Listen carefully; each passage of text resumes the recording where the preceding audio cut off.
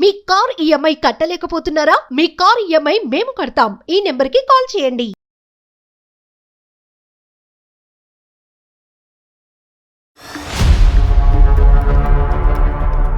నమస్తే సార్. నమస్తే నాన్న. నాకు ఆ సంస్కారం ఉంది కాబట్టి నమస్కారం పెట్టాను. నువ్వు అనాథవా? నేను అన్నదని కాదండి. ఏం బతుకయ్యా, ఉండగా తల్లిదండ్రులు చంపుకునేటటువంటి నువ్వేం మనిషి అయ్యా? స్నేహితులు కూడా లేనటువంటి పెళ్ళి ఏంటమ్మా? అతని తరపు ఎవరూ రాకపోవటం ఏంటి? మీ తొందర ఏంటి అసలు? నాకు అర్థం కాలేదు. కొంచెం ఫిజికల్ నీడ్స్ వల్ల తన దగ్గరికి రాలేదు. How can I digest that, ma'am? ఒక్కళ్ళు సరిపోరా? మీ కుటుంబంలో ఇది ఆనవాయితీయా? తన దగ్గర ఉంటున్నాను, తిన దగ్గర ఉంటున్నాను. నువ్వు చూసుకోకపోతే వాళ్ళు హ్యాపీగా ఉండరా?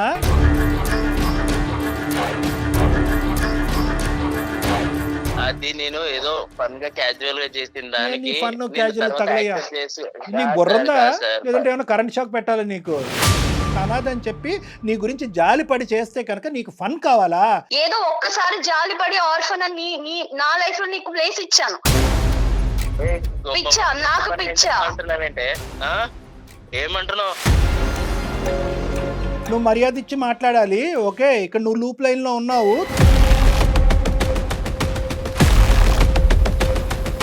నీకంత ధైర్యం ఉంటే ఇంకొక ఆడపిల్లని లైఫ్ లోకి తీసుకున్నావు. అసలు నీకు బ్రెయిన్ పని చేయట్లేదని నాకు అర్థం అవుతుంది, కానీ నీ అంత క్రాక్ గా నేను మాట్లాడలేకపోతున్నా. ఎలాంటోడు అంటున్నావు ఏంటి? బాగా చూసుకోలేదా నేను? నీ కట్నం ఇచ్చి పెళ్లి చేసుకుంటే ఎవడైనా చూస్తాడు నీలాంటోడు, అర్థమవుతుందా? వాడికి 2 గిఫ్ట్లు ఇవ్వాలి. ఒకటి కత్తిరే, లేదంటే రాడ్. ఏదైతే కట్ చేయాలో నీకు అది కట్ చేస్తే అప్పుడు నీకు. నమస్తే కళ్యాణ్. నమస్తే విజయ్ గారు. కావేరి అనే అమ్మాయి మనకు మెయిల్ చేసిందండి. వైఫ్ అండ్ హస్బెండ్ మధ్య ఇష్యూ. నాకు తీవ్రమైన అన్యాయం చేశాడు భర్త. ఇలాంటి అవమానం కానీ ఇలాంటి అన్యాయం కానీ నేను పుట్టిన తర్వాత ఇంతవరకు నేను పడలా. చిన్న చిన్న మనస్పర్ధలు భార్యాభర్తల మధ్య రావడం సహజం. సాధారణంగా గొడవలు కూడా మనం డీల్ చేసేవి, మనం మాట్లాడేవి ఎక్కువ కూడా వాటిలోనే ఉంటాయి. కానీ చాలా కొత్తగా కనివిని ఎరుగని రీతిలో అనిపించింది కళ్యాణ్ గారు. సో అందుకని నెక్స్ట్ కాల్ కింద అమ్మాయిని తీసుకున్నాను నేను.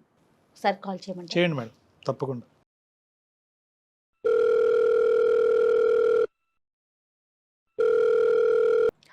హలో, నమస్తే అండి. నేను జయాని, కావేరి గారు మాట్లాడేది.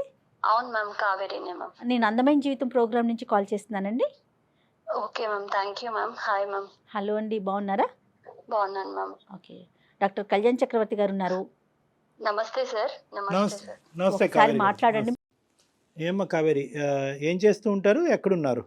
సార్ నేను software engineer sir. IT. Okay, Hyderabad లోనే ఉన్నాను సార్. చెప్పండి అమ్మా, ఏంటి సమస్య? మ్యారేజ్ 8 months అవుతుంది సార్. 8 months.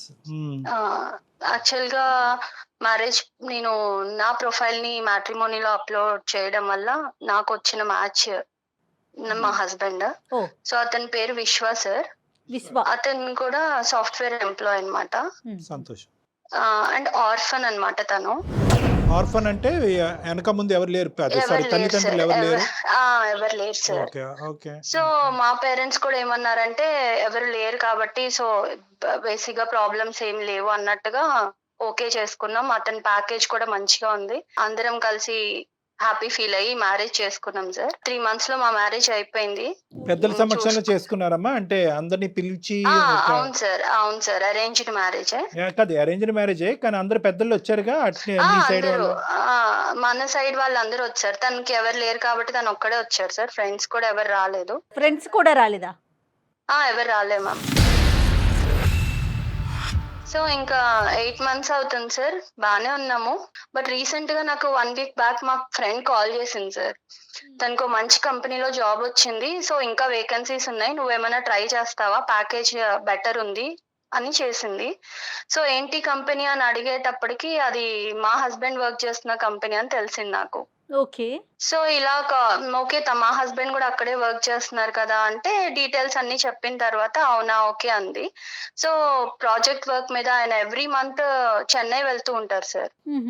అదే విషయం తనతో షేర్ చేశాను అనమాట. ఇలా ఎవ్రీ మంత్ తను ప్రాజెక్ట్ పని మీద చెన్నై వెళ్తూ ఉంటారు, మీకు ప్రాజెక్ట్స్ ఎక్కువ అనుకుంటా కదా అని ఇట్లా డిస్కషన్ అయితే అట్లాంటి ప్రాజెక్ట్స్ ఏం లేవు, ఇక్కడ అంతా వర్క్ ఫ్రమ్ హోమే చేస్తున్నారు అందరూ.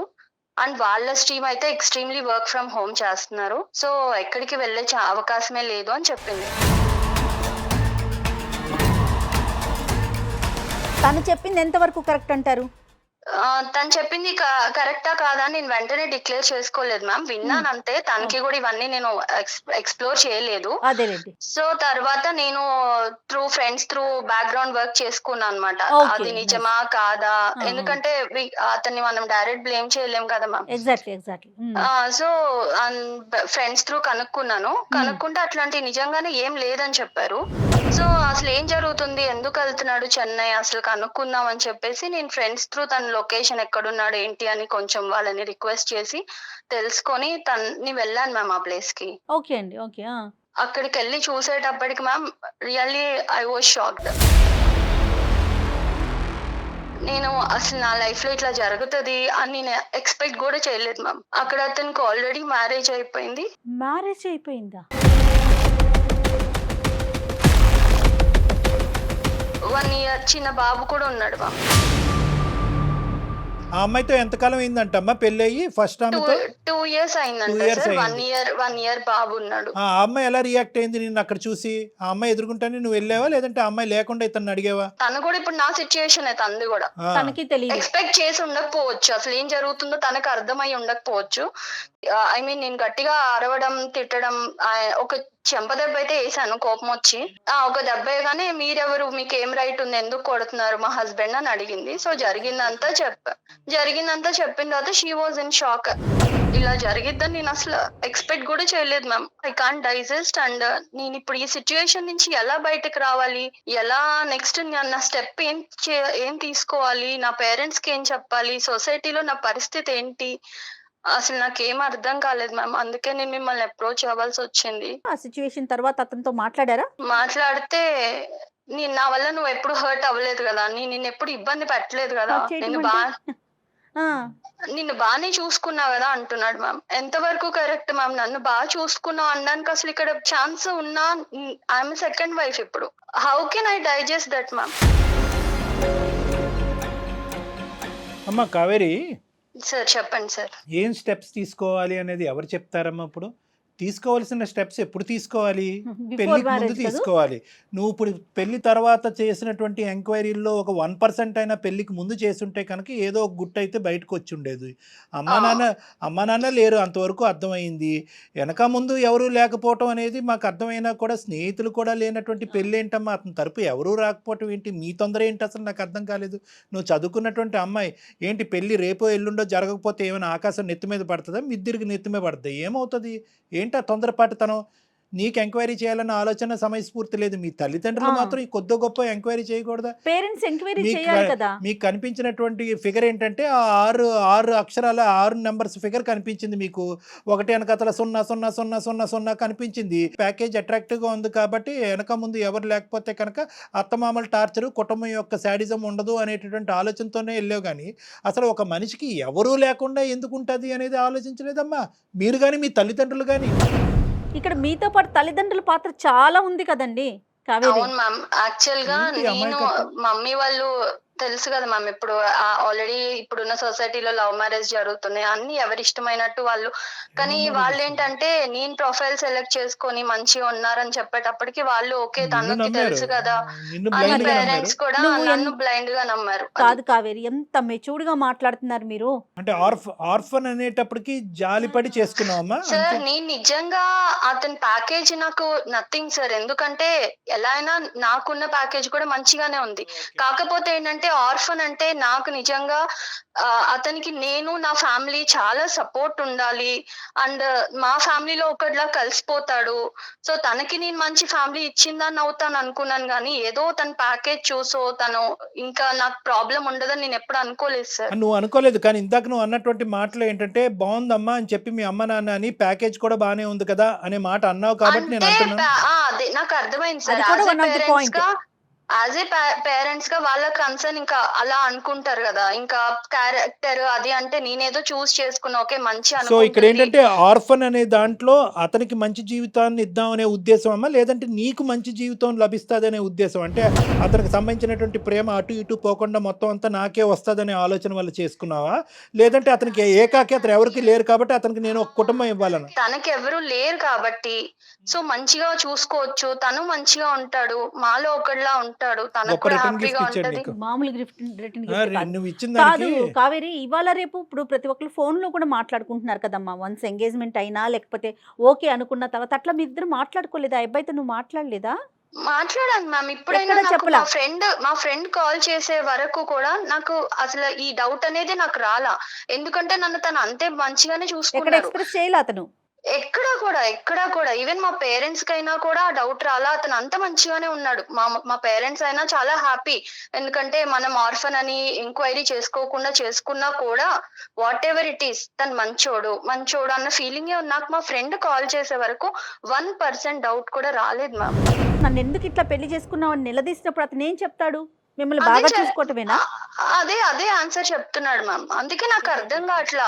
ఇప్పుడు ఇద్దరిని నేను తన్ని కన్విన్స్ చేసుకుంటాను, మంచిగా ఉందాం అంటున్నాడు మ్యామ్. అది అంటే ఎంతవరకు 1+2 పాసిబుల్? అడుగుతున్నాడు అతను చక్కగా. వాడు వాడు కన్విన్స్ ఏం కన్విన్స్ చేసుకుంటా చేస్తాడు, ఎవరిని చేస్తాడు? వాడు ఏమైనా పెద్ద ఇది అనుకుంటున్నాడా, పోటుగాడా? అసలు సెకండ్ వైఫ్ అనే పదం కూడా లేదమ్మా అసలు వాస్తవానికి. ఏంటంటే ఎందుకంటే సెకండ్ అనేది ఉంటుంది, కానీ ఆ ఫిల్ ఇన్ ద బ్యాంక్లో ఎవరికి ఏది కావాలంటే అది నింపేసుకోవచ్చు. నీ దురదృష్టం ఏంటంటే సెకండ్ ఆ బంధం ఏంటో తెలియదు. ఇప్పుడు ఆ పరిస్థితిలో నువ్వు ఉన్నావు.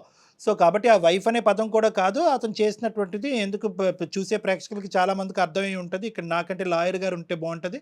వాస్తవానికి అది చట్టరీత్యా నేరం. అతను చేసినటువంటి పని చట్టరీత్యా నేరం. లీగల్ గా కూడా నేను ఎక్కడ క్వశ్చన్ చేయడానికి కూడా నాకు అవకాశం లేదు. ఇప్పుడు మీరు అన్నట్టే రేపు లాయర్ కూడా అనొచ్చు, అమ్మా ఎంక్వైరీ చేయకుండా నువ్వు ఎందుకు ఈ స్టెప్ తీసుకున్నావు, ఎందుకు యాక్సెప్ట్ చేశారని. లేదు, పెళ్లి అందుకని- చేసుకున్నారు, అంతమంది సమక్షంలో పెళ్లి చేసుకున్నారు. యూ హావ్ బీన్ చీటెడ్ అమ్మా. So that is very clear cut. నువ్వు చీట్ చేయబడ్డావు. Second marriage is called as bigamy. అది కూడా లీగల్గా నేను ఆ పెద్ద పదాలు నేను వాడిను, కానీ అది కూడా చట్టరీత్యా నేరం. చీటింగ్, రెండో పెళ్లి చేసుకోవటం, రెండు చట్టరీత్యా నేరమే. కానీ ఇక్కడ ఏంటంటే నువ్వేమనుకుంటున్నావు, ఇటువంటి పొజిషన్లో అతను మంచిగా చూసుకున్నందుకు ఏమీ లేనట్టుగా వదిలేయాలని అనుకుంటున్నావా? ఎందుకు ఇలా చేశాడు అనే ప్రశ్నకి లేదు సార్, సమాధానం అడగాలి వెతుకుతున్నావు. సార్, అడగాలి. ఎందుకంటే ఇవాళ నాకు జరిగింది, రేపు ఇంకొక అమ్మాయికి జరగచ్చు కదా. ఆర్ఫన్ అనే ట్యాగ్ తో ఎంతమందిని మోసం చేశాడో మనకి. మీరేం ఎక్స్పెక్ట్ చేస్తున్నారండి మాకు మెయిల్ చేయడానికి అందమైన జీవితానికి? నాకు అతనితో ఉండాలని కాదు మ్యామ్, కానీ అతనికి రియలైజేషన్ రావాలి. అండ్ ఇంకొకసారి ఇంకొక అమ్మాయి లైఫ్ తో గానీ, ఇప్పుడున్న అమ్మాయి వాళ్ళ ఫస్ట్ వైఫ్ అది తను మ్యారేజ్ చేసుకున్న అమ్మాయి, తనకి మళ్ళీ ఇలాంటి ప్రాబ్లం రావద్దు సార్. సో మీరు డిసైడ్ అయిపోయారు అతని నుంచి దూరంగా ఉండటానికి? ఉండాలని అనుకుంటున్నాను మ్యామ్. సో ఒకటే కదమ్మా, ఒకటే డోర్ ఓపెన్ చేస్తావు. ఏంటంటే నా స్థానం 10లో చేయండి, నాకు నా భర్త కావాలి లేదు అనేటువంటిది లేదు. ఓన్లీ థింగ్ లేదు. ఏంటంటే నేను మోసపోయాను, నా అలాగే వేరే ఆడపిల్ల మోసపోకూడదు. వీడు వెచ్చలపెట్టి తన అందమైన జీవితం ద్వారా కట్ చేయండి అని రిక్వెస్ట్ కట్ చేస్తాను. చేయాలి. అండ్ ఇలాంటి నాలాగా ఆర్ఫన్ కదా, మంచి చేద్దామని తలకి తగిలించుకునే వాళ్ళు చాలా మంది ఉండుండొచ్చు. అబ్సల్యూట్లీ. అది సో కూడా అలాంటి ఉంది. వాళ్ళందరికీ మన అందమైన జీవితం ప్రోగ్రామ్ నుంచి ఒక రియలైజేషన్ రావాలి. సూపర్. ఏ స్టెప్ తీసుకున్నా వాళ్ళు ఇలాంటి లైఫ్ లో గుర్తు పెట్టుకోవాలి సార్. అదొకటే నాకు మీరు చేసే ఫేవర్. నీ రీజన్ చాలా హ్యాపీగా ఉందమ్మా. ఎందుకంటే జనరల్గా ఈ రీజన్ రాదు. సార్ నేను మోసపోయాను, నేను అన్యాయం అయిపోయాను, నా జీవితం ఇలా అయిపోయింది, ఏదో విధంగా ఏదో వాడిని ఒప్పించండి అనే ఏదో విధంగా కట్టే కొట్టే తెచ్చి మా భర్తను నాకు అప్పచెప్పండి, అవతల ఆడదు ఎలా పోయినా పర్లేదు అనే భాష మేము ఎక్కువ వింటూ ఉంటాం. కానీ ఈ రోజు నువ్వేంటంటే సమాజం గురించి ఆలోచిస్తూ, దేశం గురించి ఆలోచిస్తూ ముందుకు వచ్చావు కదమ్మా. రియల్లీ గ్రేట్ అమ్మా, రియల్లీ గ్రేట్. సార్ 8 months లో దేవుడు ఎందుకు నాకు ఇలాంటి సిచ్యుయేషన్ తెచ్చాడు. ఇంకో 1-2 years అంటే నేను కూడా ఒక బేబీతో మళ్ళీ అప్పుడు నిజంగానే ఇలా అడిగేదాన్నేమో, సార్ ఏదో ఒకటి చేయండి అని. బట్ రియల్లీ గాడ్స్ సేక్ నేను ఇప్పుడు కొంచెం సేఫ్ జోన్ లో ఉన్నా. సో అలాగే ఇంకెవరు సఫర్ అవ్వద్దు సార్. ఇక్కడ ఏమన్నా ఒక పాజిటివ్ యాంగిల్ ఉందంటే కనుక నువ్వు ఇంకా కన్సీవ్ అవ్వకపోవటం, గర్భవతి కాకపోవటం అనేది ఒక పాజిటివ్ యాంగిల్ అమ్మా నిజంగా. ఎందుకంటే ఈ రోజు నీ మనస్సాక్షికి నువ్వు సమాధానం చెప్పుకోవాలి. రేపొద్దున పుట్టబోయే బిడ్డకి సమాధానం చెప్పుకునే దురదృష్టకరమైన పరిస్థితి రాలేదు. హ్యాపీ. అతను దొరుకుతాడమ్మా మనకి ఇప్పుడు. సార్ నేను కాన్ఫరెన్స్ పెడతాను సార్. మంచిగా ఫుల్ మీల్స్ పెడదాం. The person you are speaking with has put your call on hold. Hello విశ్వ, హలో, చెప్పు. నేను అందమైన జీవితం ప్రోగ్రామ్ మ్యామ్ వాళ్ళ దగ్గర నా ప్రాబ్లం తీసుకెళ్లాను. నువ్వు ఇప్పుడు అక్కడికి ఎందుకు వెళ్ళావు? మరి ఎక్కడికి వెళ్ళాలి? నువ్వు చేసిన గొప్ప పనికి నేను ఎక్కడికి వెళ్ళాలో చెప్తే పోనీ అక్కడికే వెళ్తా. ఏదన్నా ఉంటే ఇంట్లో చూసుకోవాలి, కానీ బయట రోడ్డు మీదకి ఎందుకు ఎక్కావు? అంటే నా ఇజ్జత్ తీసేస్తావా రోడ్డు మీదకి వెళ్ళి? ఇజ్జత్ ఉందని నువ్వు అనుకుంటే నీ ఇష్టం. లేదు సార్ తో మాట్లాడితే సార్ ఎంత ఇజ్జత్ ఉందో చెప్తారు నీకు. ఏదన్నా ఉంటే నువ్వు నాతో మాట్లాడాలి, ఇంట్లో చూసుకోవాలి తప్ప నువ్వు రోడ్డు మీదకి ఎక్కేసి ఛానల్స్ లో కూర్చుంటాను అందమైన జీవితం అది ఏంటి నువ్వు? విశ్వ నమస్తే నాన్న.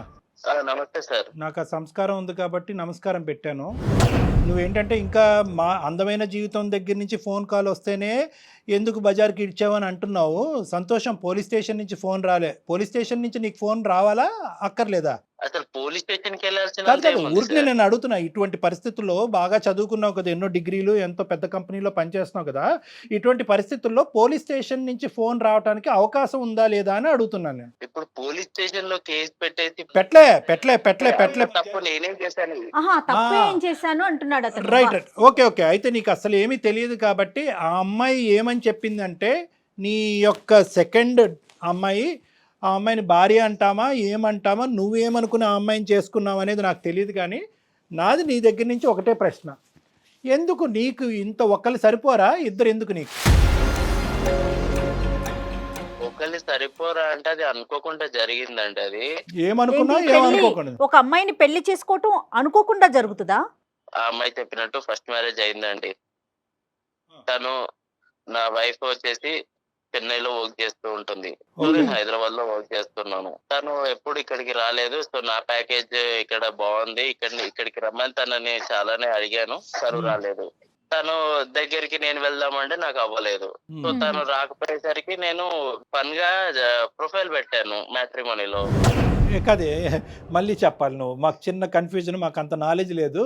నార్మల్గా ప్రొఫైల్ పెట్టమైందయ్యా, నార్మల్ Fun గా. కావాలంటే నార్మల్గా పెట్టడం అంటే ఏంటి? దీనిలో ఆడపిల్లల జీవితాలతో ఆడుకోవాలని కాదండి, మరి మేము జస్ట్ అదే. ఏదో క్యాజువల్ గా నేను పెట్టంగానే తిను వీళ్ళ ఫ్యామిలీ వాళ్ళందరూ కనెక్ట్ అయ్యారు.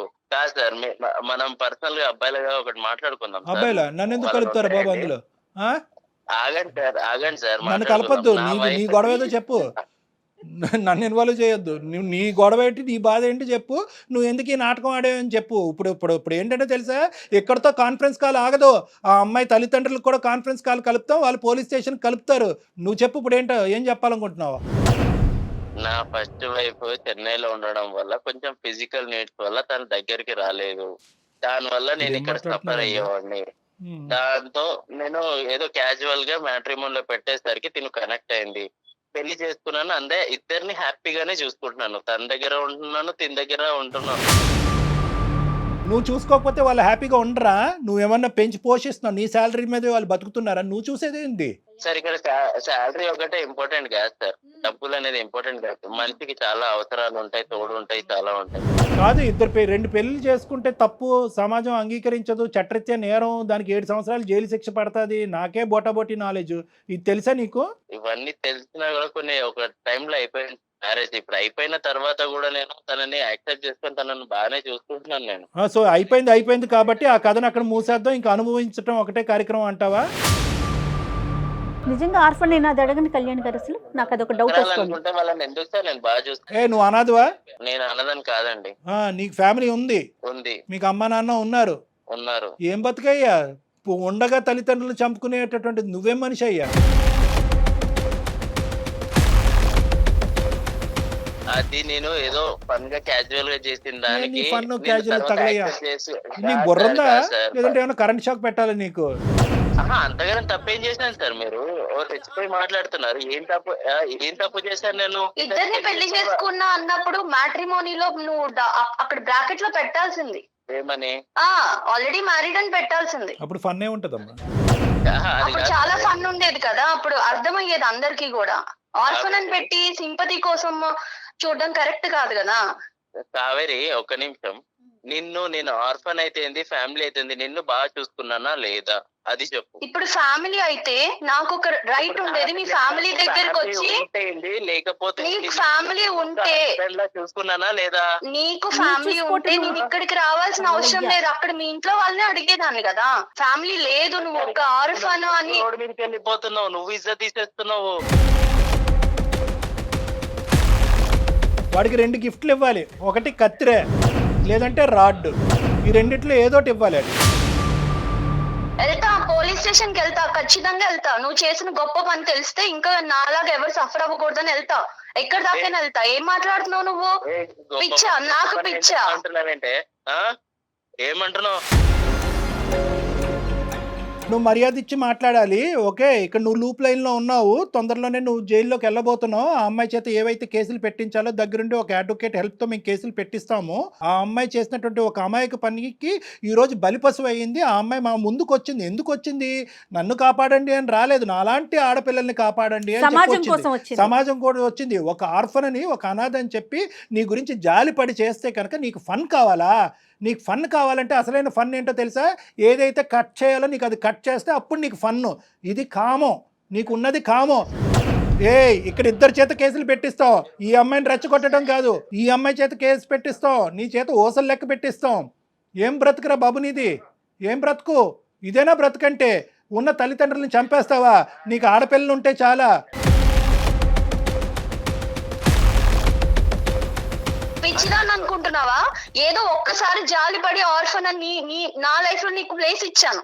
ఇచ్చింది నువ్వు నిలబెట్టుకోకుండా నువ్వు ఎలాంటాడో బయటపడిన తర్వాత నీ మాటలు మాట్లాడడం కూడా అనవసరం నీతో. డైరెక్ట్ సార్ ఎలాంటోడు అంటున్నావు ఏంటి? బాగా చూసుకోలేదా నేను? ఏంట్రా, అది ఎవరైనా చూసుకుంటాడు రా బాబు, ఎవడైనా చూసుకుంటాడు. కట్నం ఇచ్చి పెళ్లి చేస్తే ఎవడైనా చూసుకుంటాడు, నువ్వే కాదు. సంబంధాలు ఉన్నాయా? చాలా సంబంధాలు ఉన్నాయా? నేను తర్వాత ఎవడైనా చూసుకుంటాడు అంటున్నావేంటి? ఎవడైనా అంటే కట్నం ఇచ్చి పెళ్లి చేసుకుంటే ఎవడైనా చూస్తాడు నీలాంటోడు, అర్థమవుతుందా? దానికి పెద్ద నువ్వేదో గొప్ప చేసేసినట్టు నన్ను తెగ అర్థమవుతుందా? నేను కేసులు పెడతాను, అది చేస్తాను అంటే రెచ్చిపోతున్నావు అక్కడ ఉండి. ఏమీ రెచ్చిపోవట్లేదు. ఆ అమ్మాయి మేము రెచ్చగొట్టలేదు. ఆ అమ్మాయి రెచ్చిపోవాల్సినటువంటి అవసరం లేదు. ఈ అమ్మాయి మాట్లాడేవన్నీ వాస్తవాలే. ఆ అమ్మాయి ఏమీ కలగని మాట్లాడట్లేదు. ఆ అమ్మాయి సమాజం గురించి పోరాడుతుంది. ఆ అమ్మాయికి 210% మా సపోర్ట్ ఉంటుంది. నీ లొకేషన్ కూడా మేము ఇప్పుడు ట్రేస్ చేసాం. నువ్వు ఎక్కడున్నావు అనేది కూడా మాకు తెలుసు. తొందరలోనే నీ దగ్గరలో ఉండే పోలీస్ స్టేషన్కి వెళ్ళి, లేదంటే అక్కడి నుంచి ఇక్కడ నువ్వు ట్రాన్స్పోర్ట్ అవ్వాలి. ఇటువంటి చర్యలు మేము తొందరలోనే తీసుకోబోతున్నాం. నువ్వు జాగ్రత్త. ఇవాళ రేపు ఇద్దరు భార్యలను ఎవరైనా పెళ్లి చేసుకుంటున్నారా లేదా? అరే బాబు, ఏ దేశంలో ఉన్నావు, ఏ ప్రపంచంలో ఉన్నారా బాబు? ఇద్దరు భార్యలను ఎవరు చేసుకుంటారా బాబు? మీరేం సార్ ఇంకా సింగిల్ భార్య సింగిల్ వైఫ్ అన్నట్టు మాట్లాడుతున్నారు? అలా కాదు, మీ కుటుంబంలో ఇది ఆనవాయితీయా? కుటుంబం గురించి ఎందుకు సార్? కుటుంబం మానవాయితీ కాదు సార్. నువ్వు అంటున్నావు కదా ఇది కామన్ కదా, మీరు మగవాళ్ళే కదా సార్, మీకు ఇద్దరు ఉండొచ్చు కదా అని అంటున్నావు కదా. ఇటునండి, ఒక అమ్మాయి నన్ను సాటిస్ఫై చేయలేదు, నేను రెండో పెళ్లి చేసుకున్నాను. నీ సాటిస్ఫాక్షన్ కి లిమిట్ ఉందా? దానికి లిమిట్ కూడా లేదా? అంటే నీకు తెలియదు నాకు లిమిట్ ఉందా లేదా అని? నాన్న, ఇది సమాజం. ఓకే, ఇది ఒక సమాజం, ఇది ఒక సాంప్రదాయం ఉంటుంది, ఇక్కడ ఒక చట్టం ఉంటుంది. ఒకరికి ముగ్గురు నలుగురు అనేటటువంటిది వర్కౌట్ అవ్వదు. ఎలా పడితే అలా పెళ్ళిళ్ళు చేసుకోవటం ఫన్ అండి, క్రేజీ అండి, క్యాజువల్ అండి అని నువ్వు ఆడేటటువంటి పదాలు సమాజం అంగీకరించదు. దానికి శిక్ష పడుతుంది. అసలు ఇవన్నీ మీకు తెలుసా? చదువుకొని ఉద్యోగం చేసిన మినిమం నాలెడ్జ్ కదా, ఇవి తెలీదా మీకు? ఏంటి ఫన్ను క్యాజువల్? నీకుంటుంది, జైల్లో ఉంటుంది ఫన్ను క్యాజువల్. కావేరి, నేనేమనుకున్నానంటే ఇంత చెప్పిన తర్వాత, ఇంత మాట్లాడి, ఇంత గర్జించిన తర్వాత ఎక్కడో చోట కొద్దిగైనా కూడా అతనికి కొద్దిగా కనువిప్పు కలుగుతుందేమో, పశ్చాత్తాపం పడతాదేమో, బహుశా ఎవరితో అన్నా మాట్లాడి ఆ శిక్ష ఏమైనా తగ్గించచ్చేమో అనుకున్నాను. కానీ అతను నన్నే అంటున్నాడు, సార్ మీరేంటి సార్, మీరు ఇంత క్యాజువల్గా ఒక్కరితో ఎలా ఉన్నారని నన్ను అడుగుతున్నాడు. తన వే ఓకే, నేను కూడా రేపు రెండో పెళ్లి చేసుకుంటా మ్యామ్. నాకు రెండో హస్బెండ్ లా ఉంటాడా? చెంప పగలపోడతా. నీ ప్రోటోకాల్ నీకుంది. ఆడవాళ్ళు రెండోది చేసుకుంటే చంపలు పగల కొడతారు, 2, 3, 4 చేసుకుంటే మగవాళ్ళకి మాత్రం ఏం అనకూడదు. ఎందుకంటే నిన్ను మంచిగా చూసుకుంటున్నాను, అది సరిపోదా అనేది. సార్ నేను మంచిగా చూసుకుంటాను సార్, మంచిగా చూసుకుంటా తన్ని కూడా. నేను ఇంకో పెళ్లి చేసుకుంటాను సార్. నాకు తను అలా ఉంటానంటే నాకు కూడా ఓకే సార్. ఏంటిది? ఏం మాట్లాడుతున్నావమ్మా? నువ్వు వేరే పెళ్లి చేసుకుంటావా? సెకండ్ గా నేను ఉండాలా? అసలు నీ ప్రాబ్లం ఏంటి చెప్పు. ఫైనల్ గా నీ ప్రాబ్లం రామాయణంతో చెప్పిన తర్వాత రాముడు సీతకి ఏమవుద్దని అడిగినట్టుంది. ఏమయ్యా నీకు? అవును కావేరి, నేను ఏ రోజన్నా నిన్నేమన్నా అన్నానా? నువ్వు అన్నావా, ప్రేమగా చూసావా, ఇవన్నీ సెకండ్. నేను కూడా నిన్ను అంతే ప్రేమగా చూసుకుంటా, అంతకన్నా డబుల్ ప్రేమగా చూసుకుంటా. నేను కూడా ఇంకో పెళ్లి చేసుకుంటా. ఎలా నువ్వు అసలు నీకు అంత ధైర్యం ఉంటే ఇంకొక ఆడపిల్లని లైఫ్ లోకి తీసుకున్నావు? అసలు నీకు బ్రెయిన్ పని చేయట్లేదని నాకు అర్థమవుతుంది. కానీ నీ అంత క్రాక్ గా నేను మాట్లాడలేకపోతున్నా, అర్థమవుతుందా? అసలు నీకు పెళ్ళే, నిన్ను నమ్ముకుని ఒక అమ్మాయి అక్కడ ఉంది విత్ కిడ్. నా ఫస్ట్ వైఫ్ దగ్గర నాకు ఎలాంటి హ్యాపీనెస్ లేకుండా, ఇప్పుడు నాకు నీ దగ్గర నుంచి హ్యాపీనెస్ లేదు. మరి నాకు హ్యాపీనెస్ లేదు. ఆ అమ్మాయి అయితే నీతో ఉండాలని అనుకోవట్లేదు. అది చాలా దూరం మాట, అది నువ్వు కల్లో కూడా ఊహించుకోవద్దు. కేసులు ఏ విధంగా పెడతాది, ఏ విధంగా ఈ అమ్మాయి ముందుకు తీసుకెళ్తుంది అనేటటువంటిది అది మా చేతుల్లో లేదు. ఆ అమ్మాయి కోరుకుంటే దానికి మేము సహాయపడగలం, ఆ అమ్మాయికి కావాల్సినటువంటి దారి చూపెట్టగలం. నాకు కావేరి అంటే ఇష్టం సార్. అలానే నా ఫస్ట్ వైఫ్ ఇష్టం లేదనంట, తను కూడా ఇష్టమే. ఇద్దరు బట్ కావాలి. నేను వీళ్ళిద్దరిని హ్యాపీగా చూసుకోగలుగుతాను సార్. నువ్వు ఎంతమందినో చూసుకుంటావు, అది కాదు లెక్క. వీళ్ళిద్దరు నిన్ను యాక్సెప్ట్ చేస్తున్నారా లేదా అనేది. బాల్ నీ నువ్వు కోర్టులో లేదు, చూసుకునేదేంటి బోడీ? బాల్ నీ కోర్టులో లేదు, బాల్ వాళ్ళ కోర్టులో ఉంది. ఈ అమ్మాయికి ఇప్పుడు ఏం బరువు లేదు, బాధ్యత లేదు. తూతూ మంత్రంగా ఒక పెళ్లి జరిగింది. ఆ పెళ్లి తెంచుకోవటం పెద్ద విషయం కాదు, ఎందుకంటే జీవితాంతం నీలాంటి మోసగాడితో ఈ అమ్మాయి జీవించాలని అనుకోవట్లేదు. నెంబర్ 1. నెంబర్ 2 ఏంటంటే కనుక అసలైన కథ ఎప్పుడు వినిపిస్తుందో తెలుసా? ఎప్పుడైతే కావేరి వెళ్ళి మమ్మల్ని కాదు వాళ్ళ ఫ్యామిలీ మెంబర్స్ని కూడా దీంట్లో ఇంక్లూడ్ చేస్తుందో అప్పుడు నీకు సీన్ సితారవుతుంది. అంతవరకు ఎందుకు లేండి సార్.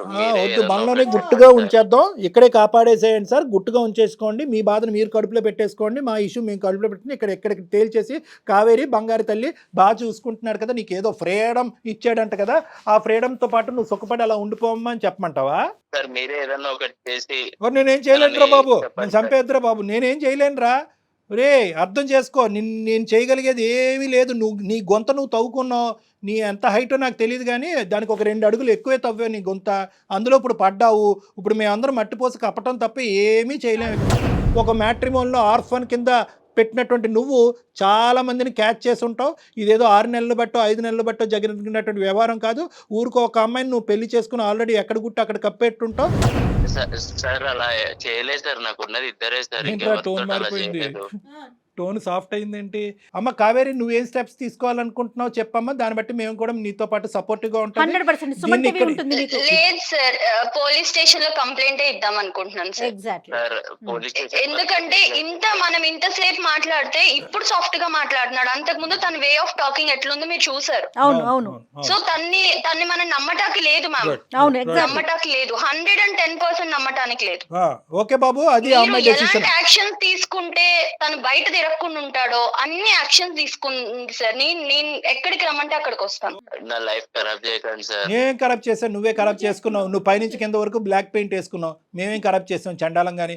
మేం చేసాం అంటున్నావు. పోలీస్ స్టేషన్కి వద్దు, పోలీస్ స్టేషన్ కళ్యాణ మండపం బుక్ చేయాలా నీకు? పోలీస్ స్టేషన్ కాకపోతే ఆ టైంలో అలా జరిగిపోయింది సార్. అదే ఈ టైంలో ఇలా జరుగుతుంది చూడండి. ఇప్పుడు బాబు ఏది మా చేతుల్లో లేదు. ఆ అమ్మాయికి కనువిప్పు కలిగింది, ఆ అమ్మాయి తీసుకునే స్టెప్స్కి మేము సపోర్ట్ చేస్తున్నాము. అర్థమైందా? ఇంకేది ఉన్నా కూడా లీగల్గా మాట్లాడుకోవాల్సినటువంటి అవసరం ఉంది. మేము అడ్వకేట్ని కూడా అప్రోచ్ అవుతాం, అడ్వకేట్ కూడా ఇందులో ఇన్వాల్వ్ అవుతారు. తర్వాత సంగతి తర్వాత చూసుకుందాం. ఒక ఆడపిల్లకి అన్యాయం జరిగితే ఎట్టి పరిస్థితిలో మౌనంగా మాత్రం ఉండదండి సుమన్ టీవీ. అండ్ కళ్యాణ్ గారు కూడా డెఫినెట్గా ఆ అమ్మాయి ప్రజల కోసం, అందరి కోసం ముందుకొచ్చింది, ఆడపిల్లలందరి కోసం ముందుకొచ్చింది. డెఫినెట్గా నీకు మేము 100% సపోర్ట్ చేస్తాము. ఏం చేద్దామో ఒకసారి మాట్లాడుకుందాం. తప్పకుండా అమ్మ, నువ్వు నీ పేరెంట్స్ని ఇమీడియట్గా ఇన్వాల్వ్ చేయాలి. ఎందుకంటే ఇప్పటివరకు నువ్వు ఇన్వాల్వ్ చేయలేనట్టు మాకు అర్థమవుతుంది. పేరెంట్స్ని ఇన్వాల్వ్ చేయాలి, ఎందుకంటే వాళ్ళ యొక్క సపోర్ట్ కావాలి రానున్న రోజుల్లో. ఎందుకంటే ఇలా ఒకసారి హార్డ్గా ఒకసారి సాఫ్ట్గా మాట్లాడినటువంటి మనిషి ఈ రోజు నువ్వేదో స్టెప్ తీసుకోబోతున్నావు అని చెప్పి మళ్ళీ హార్డ్ అవుతే కనుక అది సమస్యాత్మకంగా మారుతుంది. అది ఏమైనా క్రిమినల్. Hello sir. ఏమయ్యా సార్ ఇది మీ ప్రోగ్రామ్ వల్ల చాలా మందికి లైఫ్ ఇచ్చారు, నా లైఫ్ ఎందుకు సార్ ఇలా ఖరాబ్ చేస్తున్నారు? అంటే ఆ లైఫ్ తీసేసి నీకు లైఫ్ ఇచ్చేయాలన్నమాట, ఇదే నీ ఎజెండా. నేనేమనయ్యా నీకు లైఫ్? అది కాదు సార్, తనని బాగా చూసుకుంటాను, నేను ఇద్దరిని బాగా చూసుకుంటున్నాను.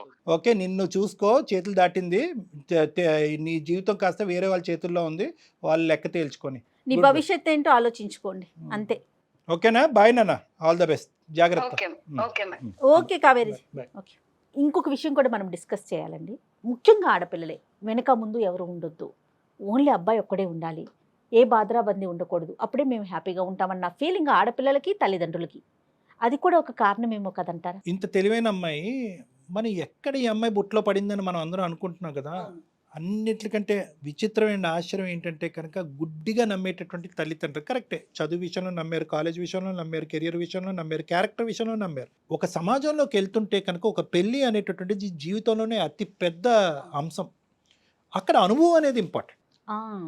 అంతే కదండి, అనుభవం అనేది ఇంపార్టెంట్. ఆ తల్లిదండ్రులకు ఉన్నటువంటి అనుభవాన్ని నమ్మాలి కానీ ఈ అమ్మాయి యొక్క ఆలోచనని కొద్దిగా సెకండరీగా తీసుకుని ఉంటే బాగుండేది. ఇప్పుడు ఈ పిల్ల చిన్న పిల్ల కదా, మనకు అనుభవం ఉంది కదా అని ఒక ఆలోచన ఉన్నట్లయితే కొంతైనా ఎంక్వైరీ జరిగేదేమో. కదండి. అంతేనమ్మా. ఇప్పుడు ఏంటంటే ఈ అమ్మాయి పాపం ఏంటంటే నాకేదో సింగిల్గా ఉంటే కనుక మొత్తం ప్రేమ నాకే వస్తుంది, అటు ఇటు టార్చర్ ఉండదు అనే యాంగిల్లో ఈ అమ్మాయి వెళ్ళలేదు. ఈ అమ్మాయి కేవలం ఏంటంటే ఆర్ఫన్ అనేటటువంటి జాలితో జీవితం లేని కుటుంబం లేనటువంటి ఒక మంచి అబ్బాయికి ఒక కుటుంబాన్ని ఇద్దామనే ఉద్దేశంతో వెళ్ళింది. కానీ మీరు అనేటటువంటి మాత్రం ప్రేక్షకుల్లో చాలామంది ప్రత్యేకంగా ఆడపిల్లలు కుటుంబాలు చాలా గుర్తుపెట్టుకోవాలి.